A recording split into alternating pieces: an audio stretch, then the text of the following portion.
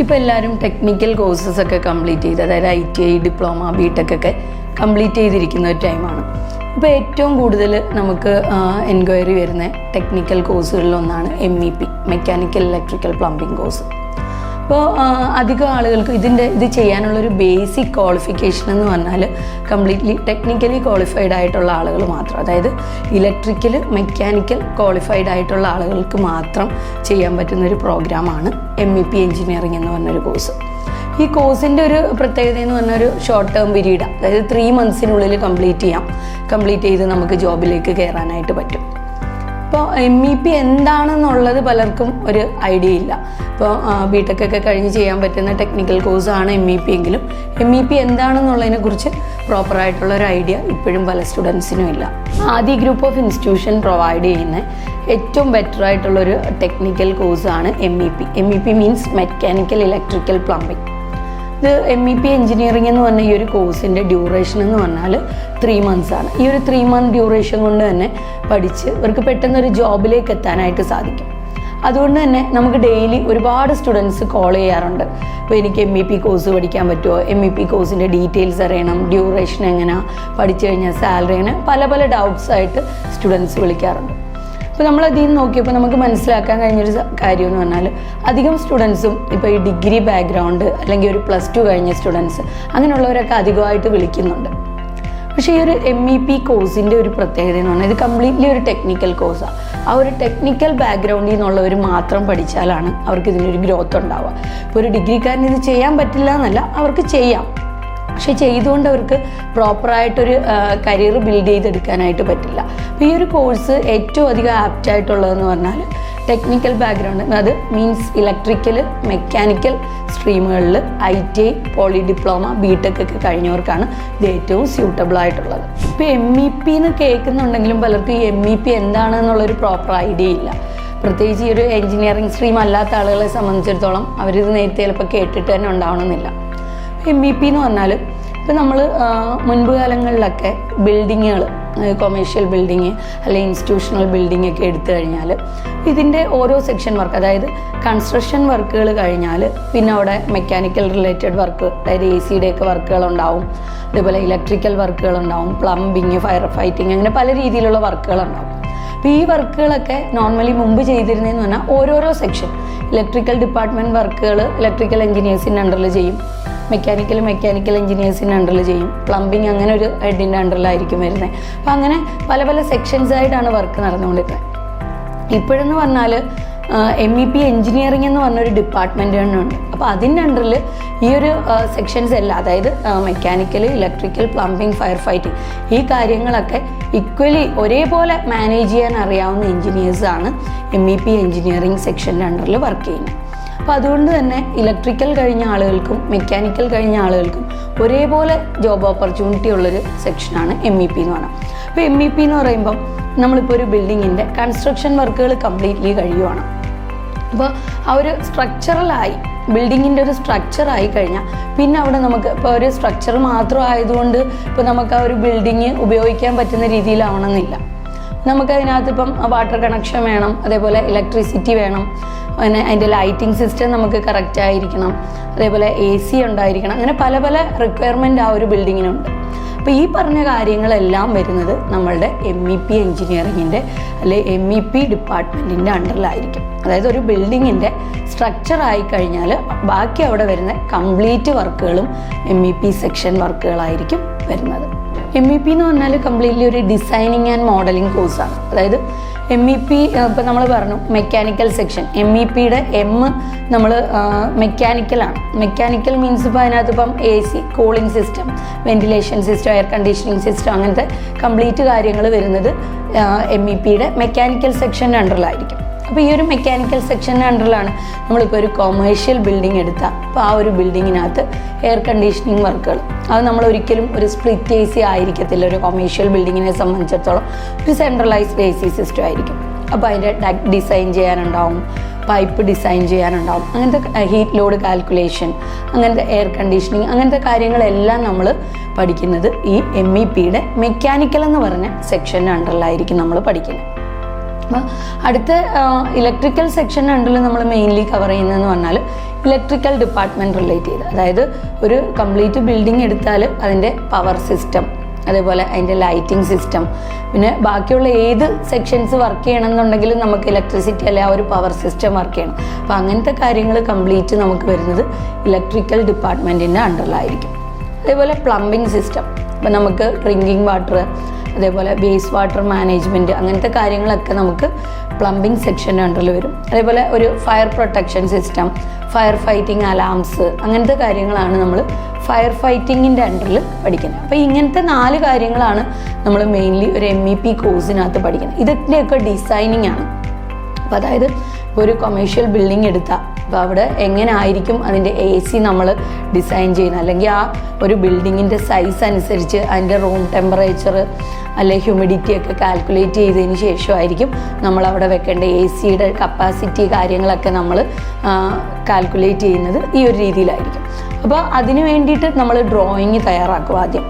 ഇപ്പം ഡക്റ്റ് എങ്ങനെയായിരിക്കണം പാസ് ചെയ്യേണ്ടത്, അല്ലെങ്കിൽ ആ ഡക്റ്റിന് വേണ്ടി യൂസ് ചെയ്യുന്ന പൈപ്പിൻ്റെ സൈസ് എങ്ങനെയായിരിക്കണം, ഇങ്ങനത്തെ കാര്യങ്ങളൊക്കെ നമ്മൾ ആദ്യം ഡിസൈൻ ചെയ്യും. അതിനെയാണ് നമ്മൾ HVAC, MEPയുടെ മെക്കാനിക്കൽ സെക്ഷനെയാണ് നമ്മൾ HVAC, heating ventilation and air conditioning എന്ന് പറയുന്നത്. അവിടെ ഈ AC റിലേറ്റ് ചെയ്ത കാര്യങ്ങൾ, അതിൻ്റെ ഡക്റ്റ് പൈപ്പ് കാര്യങ്ങളൊക്കെ ആയിരിക്കും നമ്മൾ ഡിസൈൻ ചെയ്യുന്നത്. ഇപ്പോൾ MEPയുടെ ഇലക്ട്രിക്കൽ സിസ്റ്റത്തിനെ സംബന്ധിച്ചിടത്തോളം ഇപ്പോൾ നമ്മളൊരു ബിൽഡിങ്ങിൽ, ഒരു കൊമേഴ്ഷ്യൽ ബിൽഡിങ് അല്ലെങ്കിൽ ഒരു റെസിഡൻഷ്യൽ ബിൽഡിംഗ് ആണെങ്കിൽ പോലും അതിന് നമ്മളുടെ ഒരു കസ്റ്റമറിൻ്റെ ഇലക്ട്രിക്കൽ റിക്വയർമെൻറ്റ്സ് ഉണ്ടാവും. ഇലക്ട്രിക്കൽ റിക്വയർമെൻറ്റ്സ് എന്ന് പറയുമ്പോൾ പ്രോപ്പറായിട്ട് ലൈറ്റിംഗ് സിസ്റ്റം, ഇപ്പോൾ നമുക്ക് ഉദാഹരണം നമ്മുടെ വീട് തന്നെ എടുക്കുകയാണെങ്കിൽ നമുക്ക് പല പല ഏരിയയിലും ലൈറ്റുകൾ വേണം, അതേപോലെ തന്നെ സ്വിച്ചസ് വേണം, നമുക്ക് ചാർജ് ചെയ്യാനുള്ള പവർ പോയിന്റുകൾ വേണം, പിന്നെ ഇതിൻ്റെ DB സെലക്ഷൻ, അങ്ങനത്തെ കാര്യങ്ങളൊക്കെ നമ്മൾ കവർ ചെയ്യുന്നത് ഈ ഒരു ഇലക്ട്രിക്കൽ സിസ്റ്റത്തിനുണ്ടല്ലോ. അപ്പോൾ ഈ ഒരു ഓരോ സർക്യൂട്ടും ഇവർ വരച്ച് ഡിസൈൻ ചെയ്യുവാണ് ഈ ഇലക്ട്രിക്കൽ സിസ്റ്റത്തിൽ മെയിനായിട്ട് ചെയ്യുന്നത്. MEPയുടെ അടുത്തൊരു ഇമ്പോർട്ടൻ്റ് ആയിട്ടുള്ള പാർട്ട്, അല്ലെങ്കിൽ സെക്കൻഡ് പാർട്ടാണ് ഇലക്ട്രിക്കൽ ഡിസൈനിങ് എന്ന് പറയുന്നത്. അപ്പോൾ ഈ ഒരു ഇലക്ട്രിക്കൽ ഡിസൈനിങ്ങിനകത്ത് നമുക്ക് മെയിൻലി വരുന്നത്, ഇപ്പോൾ നമ്മളൊരു ബിൽഡിങ്ങിൻ്റെ സ്ട്രക്ചറായി അവിടുത്തെ മെക്കാനിക്കൽ സെക്ഷൻ വർക്കുകളായി എന്ന് പറഞ്ഞിട്ടല്ല, നമുക്ക് ഏറ്റവും ഇമ്പോർട്ടൻ്റ് ആയിട്ടുള്ളൊരു പാർട്ട് എന്ന് പറഞ്ഞാൽ ഇലക്ട്രിക്കൽ പാർട്ടാണ്. അതായത് ബാക്കിയുള്ള എല്ലാ ഡിപ്പാർട്ട്മെൻറ്റും പ്രോപ്പറായിട്ട് വർക്ക് ചെയ്യണമെന്നുണ്ടെങ്കിൽ നമുക്ക് ഇലക്ട്രിസിറ്റി അല്ലെ ആ ഒരു പവർ സിസ്റ്റം വേണം. അപ്പോൾ ഇതിനകത്ത് നമ്മൾ പഠിക്കുന്നതെന്ന് പറഞ്ഞാൽ, ഇതിനകത്ത് MEPയുടെ ഇലക്ട്രിക്കൽ ഡിപ്പാർട്ട്മെൻറ്റിൽ ഏറ്റവും ഇമ്പോർട്ടൻ്റ് ആയിട്ടുള്ളൊരു സെക്ഷനാണ് ലൈറ്റിംഗ് ഡിസൈനിങ് എന്ന് പറഞ്ഞാൽ. പ്രത്യേകിച്ച് ഇപ്പോൾ മോഡേൺ ബിൽഡിങ്ങുകൾ, അതായത് ആർക്കിടെക്ചറൽ ഡിസൈനിങ്ങിലേക്കൊക്കെ വരുമ്പോൾ ലൈറ്റിന് കുറേ കൂടുതൽ ഇമ്പോർട്ടൻസ് ഉണ്ട്. അപ്പോൾ ആ ഒരു പ്രോപ്പറായിട്ടുള്ള ലൈറ്റിംഗ് ഡിസൈൻ നമുക്ക് വേണം. അത് നമ്മൾ ഈ ഒരു MEPയുടെ ഇലക്ട്രിക്കൽ സെക്ഷനിലാണ് ഡിസൈൻ ചെയ്യുന്നത്. അതേപോലെ തന്നെ സർക്യൂട്ട്സ്, നമുക്ക് switches, gears, power transformer selections, ഇങ്ങനത്തെ കാര്യങ്ങളെല്ലാം നമുക്ക് പഠിക്കാനായിട്ടുള്ളത് MEPയുടെ ഇലക്ട്രിക്കൽ സെക്ഷനിലാണ്. MEPയുടെ 3ാമത്തെ സെക്ഷനാണ് പ്ലംബിംഗ് എന്ന് പറയുന്നത്. അതായത് ഇപ്പോൾ നമുക്കൊരു ബിൽഡിങ് യൂസ് ചെയ്യണമെന്നുണ്ടെങ്കിൽ അവിടെ തീർച്ചയായിട്ടും ഒരു വാട്ടർ കണക്ഷൻ ഉണ്ടായിരിക്കണം. അപ്പോൾ നമുക്കത് ഡ്രിങ്കിങ് വാട്ടർ ആവാം, അതേപോലെ വേസ്റ്റ് വാട്ടർ ആവാം. അപ്പോൾ ഈ കാര്യങ്ങളൊക്കെ നമ്മൾ പ്രോപ്പറായിട്ട് മാനേജ് ചെയ്യണം. അതിന് പ്രോപ്പറായിട്ടുള്ളൊരു പ്ലംബിംഗ് സിസ്റ്റം ഉണ്ടാകും. അപ്പോൾ ഈ ഒരു പ്ലംബിംഗ് സിസ്റ്റം കറക്റ്റായിട്ട് ഡിസൈൻ ചെയ്തെടുക്കുന്നത് MEPയുടെ പ്ലംബിംഗ് സെക്ഷനിലായിരിക്കും. അടുത്ത ഒരു ഇമ്പോർട്ടൻറ്റ് സെക്ഷനാണ്, ഇതിനകത്ത് നമ്മൾ അഡീഷണലി ഇൻക്ലൂഡ് ചെയ്തേക്കുന്ന ഒരു കാര്യമാണ് fire fighting. Fire fighting means ഇപ്പോൾ നമ്മൾ ഒരു ബിൽഡിങ്ങിൽ ഒരു ഫയർ ഇഷ്യൂ ഉണ്ടായി, അല്ലെങ്കിൽ ആ ഒരു സേഫ്റ്റി ഇഷ്യൂ ഉണ്ടായി കഴിഞ്ഞാൽ നമ്മളെങ്ങനെ ഹാൻഡിൽ ചെയ്യും, ഒരു ഫയർ പ്രൊട്ടക്ഷൻ സിസ്റ്റം എങ്ങനെയാണ് വർക്ക് ചെയ്യുന്നത്, അങ്ങനത്തെ ആ ഒരു ഫയർ പ്രൊട്ടക്ഷൻ സർക്യൂട്ട്, അതിൻ്റെ ഡിസൈൻ കാര്യങ്ങളാണ് നമ്മൾ ഈ ഫയർ ഫൈറ്റിംഗ് എന്ന് പറഞ്ഞ 4ാമത്തെ സെക്ഷനിലൂടെ കവർ ചെയ്യുന്നത്. ഇപ്പോൾ നമ്മൾ ആദ്യം പറഞ്ഞ സെക്ഷനാണ് MEPയുടെ മെക്കാനിക്കൽ സെക്ഷൻ, അതായത് heating ventilation and air conditioning, അല്ലെ HVAC എന്ന് പറഞ്ഞ സെക്ഷൻ. ആ ഒരു സെക്ഷനിൽ നമ്മൾ ഹീറ്റ് ലോഡ് കാൽക്കുലേഷൻ ചെയ്യുന്നുണ്ട്. അപ്പോൾ ഇതിനൊക്കെ നമ്മൾ പല പല സോഫ്റ്റ്വെയർസ് ഈ HVAC സൈഡിൽ യൂസ് ചെയ്യുന്നുണ്ട്. അപ്പോൾ അങ്ങനത്തെ ഒരു സെക്ഷനാണ് HAP എന്ന് പറയും, അവേർലി അനാലിസിസ് പ്രോഗ്രാം എന്ന് പറഞ്ഞ് ഒരു സോഫ്റ്റ്വെയർ നമ്മൾ ഇതിനകത്ത് കവർ ചെയ്യുന്നുണ്ട്. അതേപോലെ പൈപ്പ് ഡിസൈൻ ചെയ്യാൻ വേണ്ടി പൈപ്പ് സൈസർ എന്ന് പറഞ്ഞ സോഫ്റ്റ്വെയർ കവർ ചെയ്യും. അതേപോലെ ഡക്റ്റിൻ്റെ സൈസ് ഡിസൈൻ ചെയ്യാൻ വേണ്ടി ഡെക് സൈസർ. അപ്പോൾ ഇങ്ങനത്തെ കുറച്ചധികം സോഫ്റ്റ്വെയർസ് നമ്മൾ യൂസ് ചെയ്യുന്ന ഒരു സെക്ഷനാണ് HVAC, അല്ലെങ്കിൽ heating ventilation and air conditioning എന്ന് പറയുന്ന ഒരു സെക്ഷൻ. നമ്മൾ ആദ്യം തന്നെ പറഞ്ഞൊരു കാര്യമാണ്, MEP കോഴ്സിൻ്റെ ഒരു പ്രത്യേകത എന്ന് പറഞ്ഞാൽ ഒരു ഷോർട്ട് ടേം പീരീഡിനുള്ളിൽ നമുക്കിത് കംപ്ലീറ്റ് ചെയ്തൊരു ജോബിലേക്ക് കയറാം. പക്ഷേ മോസ്റ്റ്ലി ഹയർ ചെയ്യുന്ന MEP എഞ്ചിനീയേഴ്സിനെ ഹയർ ചെയ്യുന്ന കമ്പനീസ് എന്ന് പറഞ്ഞാൽ അവരൊരു പ്രൊജക്റ്റിലേക്ക്, അതൊരു കൊമേഴ്ഷ്യൽ അല്ലെങ്കിൽ ഇൻസ്റ്റിറ്റ്യൂഷണൽ പ്രൊജക്റ്റിലേക്കായിരിക്കും ഇവരെ ഹയർ ചെയ്യുന്നത്. അതുകൊണ്ട് തന്നെ ഇവർ കാര്യങ്ങൾ പ്രാക്ടിക്കലി അറിഞ്ഞിരിക്കുക. ഇപ്പോൾ നമ്മൾ ഏതെങ്കിലും രീതിയിൽ ഒരു MEP കോഴ്സ് എടുത്ത് കുറേ തിയറി ഓറിയൻറ്റഡ് ആയിട്ട് അല്ലെ വെറുതെ കുറേ ഡിസൈൻ ഓറിയൻറ്റഡ് ആയിട്ട് മാത്രം നമ്മളിത് കവർ ചെയ്ത് പഠിക്കുന്നത് കൊണ്ട് നമുക്ക് കാര്യമില്ല. അപ്പോൾ ഇതിനകത്ത് ഏറ്റവും ഇമ്പോർട്ടൻ്റ് ആയിട്ട് നമ്മൾ അറിഞ്ഞിരിക്കേണ്ട ഒരു കാര്യം, അതായത് ഫ്യൂച്ചറിൽ MEP പഠിച്ച ഒരാൾക്കൊരു ഗ്രോത്ത് വേണമെന്നുണ്ടെങ്കിൽ നമ്മൾ ഇതിനകത്ത് അറിഞ്ഞിരിക്കേണ്ട ഒരു കാര്യമാണ് BIM means building information modelling. അപ്പോൾ ഈ ഒരു കാര്യം അറിഞ്ഞിരുന്നാൽ മാത്രമാണ് നമുക്കിതിൽ ഗ്രോത്ത് ഉണ്ടാവുക. അതായത് നമ്മൾ ആദ്യം കംപ്ലീറ്റ്ലി യൂസ് ചെയ്തുകൊണ്ടിരുന്നത് 2D മോഡലിംഗ് ആണ്. അപ്പോൾ ഓട്ടോകാഡിലായിരുന്നു നമ്മൾ കംപ്ലീറ്റ്ലി കാര്യങ്ങൾ ചെയ്തിരുന്നത്. ഇപ്പോൾ കുറച്ചുകൂടി അഡ്വാൻസ്ഡ് ആയിട്ട് നമ്മൾ റെവിറ്റ് എന്ന് പറഞ്ഞ സോഫ്റ്റ്വെയർ യൂസ് ചെയ്ത് ചെയ്യുന്നുണ്ട്. ഇനി കംപ്ലീറ്റ് കാര്യങ്ങൾ ഈ BIM എന്ന് പറഞ്ഞ BIM മോഡലിങ്ങിലേക്ക് മാറും. അപ്പോൾ നമ്മളുടെ ആദ്യ ഗ്രൂപ്പ് ഓഫ് ഇൻസ്റ്റിറ്റ്യൂഷൻ്റെ MEP കോഴ്സുകളുടെ ഏറ്റവും വലിയൊരു അഡ്വാൻറ്റേജ് ആണ് നമ്മൾ BIM മോഡലിംഗ് ഇൻക്ലൂഡ് ചെയ്തുകൊണ്ടാണ് MEP കോഴ്സ് സ്റ്റുഡൻസിന് പ്രൊവൈഡ് ചെയ്യുന്നത്. അതുകൊണ്ട് തന്നെ ഇവരിപ്പം ഫ്യൂച്ചറിൽ MEP ഇൻഡസ്ട്രിയിലേക്ക് പോകുമ്പോൾ പുതിയ പുതിയ ടെക്നോളജീസ് അതിനകത്തേക്ക് ഇൻക്ലൂഡ് ആകുമ്പോൾ ഇവർക്ക് ജോബ് നഷ്ടപ്പെടുമോ എന്നുള്ളൊരു പേടിയുടെ ആവശ്യം വരുന്നില്ല. കാരണം അവർ ഓൾറെഡി ഈ BIM എന്ന് പറഞ്ഞൊരു ടെക്നോളജി പഠിച്ചിട്ടാണ് ഇൻഡസ്ട്രിയിലേക്ക് പോകുന്നത്. പിന്നെ ഈ ഒരു BIM മോഡലിങ്ങിൻ്റെ ഒരു അഡ്വാൻറ്റേജ്, അതായത് ഒരു 2D വെച്ചിട്ട് നോക്കുമ്പോൾ ഈ ഒരു BIM മോഡലിങ്ങിൻ്റെ അഡ്വാൻറ്റേജ് എന്ന് പറഞ്ഞാൽ നമുക്ക് ടൈം കൺസ്യൂമിങ് ആണ്, അതേപോലെ തന്നെ കോസ്റ്റ് എഫക്റ്റീവ് ആണ്. പിന്നെ നമുക്ക് കോർഡിനേറ്റ് ചെയ്യാനായിട്ട് കുറച്ചുകൂടി എളുപ്പമെന്ന് പറഞ്ഞാൽ BIM മോഡലിംഗ് ആയിരിക്കും. പിന്നെ ആ ഒരു റിയൽ ടൈം പ്രോജക്റ്റിൻ്റെ ഒരു വ്യൂ നമുക്ക് കിട്ടും BIM മോഡലിംഗ് യൂസ് ചെയ്യുമ്പോൾ. അപ്പോൾ അതുകൊണ്ടാണ് ഇനി കൂടുതലും ഇൻഡസ്ട്രീസ് ഈ ഒരു BIM മോഡലിംഗ് പ്രിഫർ ചെയ്യാനായിട്ട് പോകുന്നത്. ഇപ്പോൾ മുമ്പ് നമ്മൾ MEPയിൽ കംപ്ലീറ്റ്ലി യൂസ് ചെയ്തിരുന്നത് 2D മോഡലിംഗ് ആണ്. ഇപ്പോൾ ആ ഒരു സ്ഥാനത്തേക്കാണ് ഈ BIM മോഡലിംഗ് വരുന്നത്.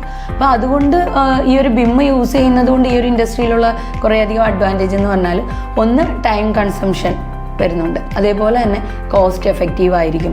ഇവർക്കിപ്പോൾ എഞ്ചിനീയേഴ്സിന് തമ്മിൽ ഇത് കോർഡിനേറ്റ് ചെയ്യാൻ വളരെ എളുപ്പമെന്ന് പറഞ്ഞാൽ ഈ ഒരു BIM മോഡലിംഗ് യൂസ് ചെയ്യുന്നതുകൊണ്ട് എഞ്ചിനീയേഴ്സിന് ഇത് കോർഡിനേറ്റ് ചെയ്യാനായിട്ട് വളരെ എളുപ്പമാണ്.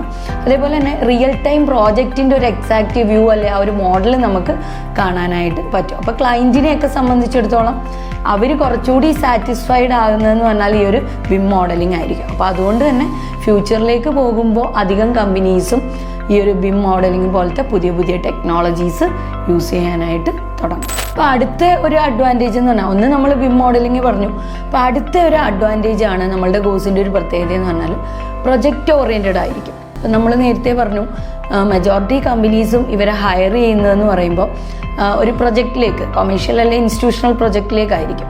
അപ്പോൾ ഇവർ വെറുതെ നമ്മൾ കുറച്ച് തിയറി അല്ലെങ്കിൽ ഇവരെ നമ്മളൊരു സിസ്റ്റത്തിൽ ഇരുത്തി കുറച്ച് സോഫ്റ്റ്വെയർ ഓറിയൻറ്റഡ് ആയിട്ട് മോഡലിംഗ് പഠിപ്പിച്ചിട്ട് കാര്യമില്ല. ഒരു പ്രൊജക്റ്റ് ഓറിയൻറ്റഡ് ആയിട്ടായിരിക്കണം ഇവരെപ്പോഴും പഠിക്കുന്നത്. അപ്പോൾ നമ്മളുടെ കോഴ്സിൻ്റെ ഏറ്റവും വലിയൊരു അഡ്വാൻറ്റേജും അത് തന്നെയാണ്. നമ്മൾ കാര്യങ്ങൾ ഇവർക്ക് പ്രാക്ടിക്കൽ പ്രൊജക്റ്റ് വെച്ചിട്ട് ഓരോ സ്റ്റുഡൻറ്റിനെ കൊണ്ടും കാര്യങ്ങൾ പ്രാക്ടിക്കലി ചെയ്യിപ്പിക്കുകയാണ് ചെയ്യുന്നത്. അപ്പോൾ അതുകൊണ്ട് തന്നെ നാളെ ഇവരൊരു പ്രൊജക്റ്റിലേക്കാണ് വർക്ക് ചെയ്യാൻ പോകുന്നത്. അപ്പോൾ അവിടെ ചെല്ലുമ്പോൾ എനിക്ക് ഈ ഒരു പ്രൊജക്റ്റ് ഹാൻഡിൽ ചെയ്യാൻ പറ്റുന്നില്ല എന്നുള്ളൊരു ഇഷ്യൂവും സ്റ്റുഡൻറ്റിനുണ്ടാവില്ല. ഈ MEP കോഴ്സിനെ സംബന്ധിച്ചിടത്തോളം ഇപ്പോൾ ഈ GCC കൺട്രീസിലൊക്കെ കൂടുതലായിട്ട് MEP കഴിഞ്ഞവരെ ഹയർ ചെയ്യുന്നുണ്ട്. അപ്പോൾ എനിക്ക് തോന്നുന്നു നമ്മുടെ ഇവിടെയൊക്കെ പഠിക്കാൻ വരുന്നതിൽ അധികം സ്റ്റുഡൻസും അവരുടെ ഒരു എയിം GCC കൺട്രീസിലേക്ക് പോയിട്ട് ഡിസൈനിങ്, എസ്റ്റിമേഷൻ അങ്ങനത്തെ സെക്ഷൻസിലൊക്കെ MEP ഫീൽഡ് ബേസ് ചെയ്ത് വർക്ക് ചെയ്യാനായിട്ടാണ് മെയിൻലി സ്റ്റുഡൻസ് ചൂസ് ചെയ്യുന്നത്. അപ്പോൾ അങ്ങനെ നമ്മൾ പോകുമ്പോൾ ഇപ്പോൾ നമ്മളുടെ നാട്ടിലെ ഒരു കൊമേഴ്ഷ്യൽ ബിൽഡിങ് അതേപോലെ ആയിരിക്കണം എന്നില്ല. ഇപ്പോൾ നമ്മൾ GCC കൺട്രീസിലേക്കൊക്കെ ചെല്ലുമ്പോൾ അവർ കുറച്ചുകൂടി അഡ്വാൻസ്ഡ് ആയിരിക്കും. അപ്പോൾ നമ്മൾ ഈ പ്രൊജക്റ്റ് ഓറിയൻറ്റഡ് ആയിട്ട് പഠിപ്പിക്കുന്നു എന്ന് പറഞ്ഞത് ഇപ്പോൾ നമ്മുടെ നാട്ടിലെ ഒരു സിസ്റ്റം വെച്ചിട്ട് മാത്രമല്ല, ഒരു ഗൾഫ് ഓറിയൻറ്റഡ് ആയിട്ടുള്ള പ്രൊജക്റ്റ് വെച്ചിട്ട് കൂടിയാണ് നമ്മൾ ഈ സ്റ്റുഡൻസിനെ ട്രെയിൻ ചെയ്യിപ്പിക്കുന്നത്. പിന്നെ ഇവർക്ക് സ്റ്റുഡൻറ്റിന് കിട്ടുന്ന ഒരു അഡ്വാൻറ്റേജ് ആണ്, നമ്മൾ ഓൾറെഡി ഇതിനകത്ത് എസ്റ്റിമേഷൻ ആൻഡ് കോസ്റ്റിംഗ്, MEPയുടെ എസ്റ്റിമേഷൻ ആൻഡ് കോസ്റ്റിംഗ് ഇതിനകത്ത് കവർ ചെയ്യും. അത് നമ്മൾ എക്സൽ യൂസ് ചെയ്തുകൊണ്ടായിരിക്കും ഈ എസ്റ്റിമേഷൻ ആൻഡ് കോസ്റ്റിംഗ് ചെയ്യുന്നത്. അപ്പോൾ ഇത് അറിഞ്ഞിരിക്കുന്നതുകൊണ്ട് സ്റ്റുഡൻറ്റിന് നാളെ ഇതിൻ്റെ ഇൻഡസ്ട്രിയിലേക്ക് പോകുമ്പോൾ സൈറ്റ് വൈസ് ചെയ്ത് പോകുന്ന സ്റ്റുഡൻസ് ആണെന്നുണ്ടെങ്കിൽ അവർക്ക് ഇതിൻ്റെ എസ്റ്റിമേഷൻ ആൻഡ് കോസ്റ്റിംഗ് അറിഞ്ഞിരിക്കുന്നതുകൊണ്ട് തന്നെ എസ്റ്റിമേഷൻ എഞ്ചിനീയർ, കോസ്റ്റ് എഞ്ചിനീയർ പോലത്തെ പൊസിഷൻസ് HVAC സൈഡ് അല്ലെങ്കിൽ MEP സെക്ഷൻസ് എടുത്താൽ വരും. അപ്പോൾ അങ്ങനത്തെയൊക്കെ പോസ്റ്റുകളിലേക്കും കൂടി അപ്ലൈ ചെയ്യാനായിട്ട് സ്റ്റുഡൻറ്റ് കേപ്പബിൾ ആകുക എന്നുള്ളതാണ് വരുന്നത്. അപ്പോൾ ഇതിനകത്ത് നമ്മളുടെ ജോബുകൾ നമുക്കെന്ന് പറഞ്ഞാൽ ജോബ് പൊസിഷൻസ് രണ്ട് രീതിയിൽ വരും. ഒന്ന് ബിം റിലേറ്റഡ് ആയിട്ട് നമുക്ക് വരുവാണെന്നുണ്ടെങ്കിൽ ഡ്രാഫ്റ്റ്മാൻ എന്ന് പറഞ്ഞ് 2D ഹാൻഡിൽ ചെയ്യാനായിട്ട് ഡ്രാഫ്റ്റ്മാൻ്റെ ആവശ്യം വരുന്നുണ്ട്. അതേപോലെ തന്നെ നമുക്ക് ബിം മോഡലർ എന്ന് പറഞ്ഞൊരു പൊസിഷൻ, അത് HVAC സൈഡിലാവാം, ഇലക്ട്രിക്കൽ സൈഡിലും വരാം, പമ്പിങ് സൈഡിൽ നമുക്ക് ബിം മോഡലർ എന്ന് പറഞ്ഞ പൊസിഷൻ വരുന്നുണ്ട്. അതേപോലെ ബിം കോർഡിനേറ്റർ വരുന്നുണ്ട്, ബിം എഞ്ചിനീയർ വരുന്നുണ്ട്. അപ്പോൾ ഇങ്ങനത്തെയൊക്കെ പൊസിഷനാണ് നമുക്ക് ബിം റിലേറ്റ് ചെയ്ത് വരുന്നത്. ഇനി അടുത്ത ഒരു സൈഡാണ് മെയിൻ്റനൻസ് ഇൻസ്റ്റലേഷൻ എന്ന് പറയുന്നത്. അപ്പോൾ അവിടെ നമുക്ക് സൂപ്പർവൈസർ പൊസിഷൻ, അതേപോലെ site engineer, estimation engineer, cost engineer, installation engineer, അങ്ങനത്തെ പല പല പൊസിഷൻസിൽ നമുക്ക് MEP കഴിഞ്ഞവർക്ക് വർക്ക് ചെയ്യാനായിട്ട് പറ്റും. ഇപ്പോൾ നമ്മൾ MEP കോഴ്സ് ചെയ്യാനായിട്ട് നോക്കുന്നവരാണെന്നുണ്ടെങ്കിൽ നമ്മൾ അത് ചൂസ് ചെയ്യുന്നതിന് മുമ്പ് അറിഞ്ഞിരിക്കേണ്ട കുറച്ച് ഇമ്പോർട്ടൻ്റ് ആയിട്ടുള്ള കാര്യങ്ങളാണ്. ഒന്ന്, ഞാൻ ഈ പറഞ്ഞ പോലെ ബിം ഇൻക്ലൂഡഡ് ആയിട്ടുള്ളതാണോ എന്ന് നോക്കുക. കാരണം MEPയുടെ ഫ്യൂച്ചർ എന്ന് പറഞ്ഞാൽ ഇനി ബിമ്മിലാണ്. നമ്മളിപ്പോൾ 2D വിട്ട് നമ്മൾ ബിം മോഡലിങ്ങിലേക്ക് മാറുവാണ്. അപ്പോൾ കമ്പനീസ് എല്ലാം അത് ഫോളോ ചെയ്യും. അപ്പോൾ ബിം ഇൻക്ലൂഡഡ് ആയിട്ട് പഠിച്ചിട്ടേ നമുക്ക് കാര്യമുള്ളൂ. അപ്പോൾ ബിം ഇൻക്ലൂഡഡ് ആയിട്ടുണ്ടോ എന്നുള്ളത് നോക്കുക. അതേപോലെ തന്നെ നിങ്ങളെപ്പോഴും പ്രൊജക്റ്റ് ഓറിയൻറ്റഡ് ആയിട്ടുള്ള കോഴ്സസ് മാത്രം ചൂസ് ചെയ്യുക. ഇത് ഞാൻ പറഞ്ഞു, ഇപ്പോൾ ഗൾഫ് ഓറിയൻറ്റഡ് ആയിട്ടാണെന്നുണ്ടെങ്കിലും അതല്ല നമ്മുടെ നാട്ടിലതാണെന്നുണ്ടെങ്കിലും ഒരു കൊമേഴ്ഷ്യൽ അല്ലെങ്കിൽ ഇൻസ്റ്റിറ്റ്യൂഷണൽ പ്രൊജക്റ്റ് ഓറിയൻറ്റഡ് ആയിട്ട് നമ്മളിത് എപ്പോഴും ചെയ്ത് പഠിക്കാനായിട്ട് നോക്കുക. അതേപോലെ തന്നെ നമുക്ക് കുറച്ചുകൂടി പ്രാക്ടിക്കലി എക്സ്പീരിയൻസ് കിട്ടുന്ന രീതിയിൽ. പിന്നെ എസ്റ്റിമേഷൻ ആൻഡ് കോസ്റ്റിംഗ് ഇതിൻ്റെ ഒരു ഇമ്പോർട്ടൻറ്റ് ഫാക്ടറാണ്. അതായത് സ്റ്റാർട്ടിങ്ങിൽ നമ്മൾ സൈറ്റ് വൈസ് ചെയ്തൊക്കെ ജോബിലേക്ക് കയറണം എന്നുണ്ടെങ്കിൽ നമുക്ക് അത്യാവശ്യം എസ്റ്റിമേഷൻ ആൻഡ് കോസ്റ്റിംഗ് ഒക്കെ അറിഞ്ഞിരിക്കണം. അപ്പോൾ ഇങ്ങനത്തെ കാര്യങ്ങളൊക്കെ ഉള്ള രീതിയിൽ നമ്മൾ കോഴ്സ് ചൂസ് ചെയ്യാം. പിന്നെ ആദ്യ ഗ്രൂപ്പ് ഓഫ് ഇൻസ്റ്റിറ്റ്യൂഷൻ്റെ MEP കോഴ്സുകളുടെ ഒരു പ്രത്യേകത, ഇപ്പോൾ HVAC കോഴ്സിനകത്ത് തന്നെ നമ്മൾ പറഞ്ഞ കണക്ക് HAP എന്ന് പറഞ്ഞ software, deck sizes, pipe sizes, അതിൻ്റെ തന്നെ നമ്മൾ റെവിറ്റ് മോഡലിങ്, CAD മോഡലിങ് HVACയിൽ വരും. അതേപോലെ CADും റെവിറ്റും വിമ്മും എല്ലാം നമ്മൾ ഇലക്ട്രിക്കലിലും പ്ലംബിങ്ങും ഫയർ ഫൈറ്റിങ്ങിലും എല്ലാം കവർ ചെയ്യുന്നുണ്ട്. അപ്പോൾ ആ ഒരു ഡിസൈനിങ് കോഴ്സ് ആയതുകൊണ്ട് തന്നെ മാക്സിമം നമ്മൾ ഇങ്ങനത്തെ സോഫ്റ്റ്വെയറുകളെ കുറിച്ചൊക്കെ അവെയർ ആയിരിക്കുക എന്നുള്ളതാണ്.